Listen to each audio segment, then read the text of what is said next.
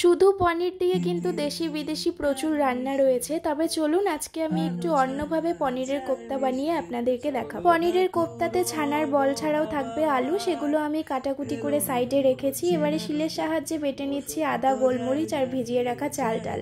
চাল ডালটা কিন্তু আপনারা আন্দাজ মতো আগেই ভিজিয়ে রাখবেন। এবারে সেই চাল ডাল বাটার মধ্যে দিয়ে দিচ্ছি নুন, হলুদ, জিরে গুঁড়ো আর লঙ্কার গুঁড়ো আর সামান্য চিনি স্বাদ মতো। সবকিছু খুব ভালোভাবে মিশিয়ে নিয়ে তাতে দিয়ে দিলাম ছানাগুলো, সেটা দিয়েও খুব ভালোভাবে মিশিয়ে ডোটাকে কিন্তু সাইডে রেখে দিলাম। এবারে তেলে ভেজে নিলাম আলু, সেই তেলেই এবার ছানাগুলো নিয়ে হাতের সাহায্যে ছোট ছোট গোল গোল করে কিন্তু লালভাবে ভেজে নেব। মিডিয়াম আঁচে ভাজবো যাতে বাইরেটা ভালোভাবে ভাজা হয় আর ভেতরটাও সেদ্ধ হয়ে যায়।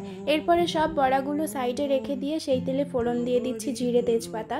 তেজপাতাটা কিন্তু উঠিয়ে ফেলে দিলাম, কারণ তেজপাতাটা কিন্তু লিভারের জন্য খুবই ক্ষতিকর।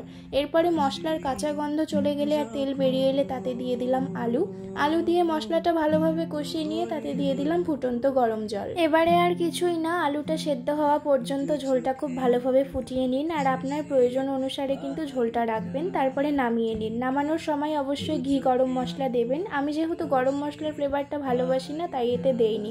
এবারে আর কিছুই না, গরম ভাতের ওপর কয়েক ফোঁটা লেবুর রস ছড়িয়ে উপভোগ করুন এই সুস্বাদু খাবার। প্রত্যেকটা গ্রাসে গ্রাসে স্বর্গকে খুঁজে পাবেন। বিশ্বাস করুন, বাড়িতে একবার অবশ্যই ট্রাই করে দেখবেন আর জানাবেন যে কেমন লাগলো।